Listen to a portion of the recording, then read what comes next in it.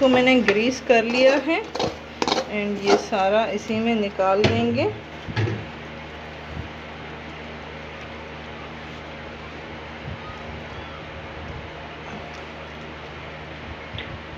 ठंडा होने तक वेट करेंगे हम। माशाल्लाह से कितना प्यारा हमारा हलवा बना है एंड इसको कटिंग करेंगे।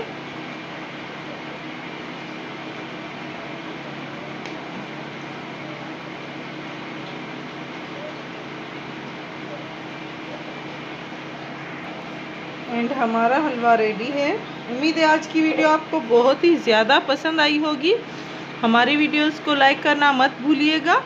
लाइक करें, शेयर करें एंड सब्सक्राइब करें। Thank you.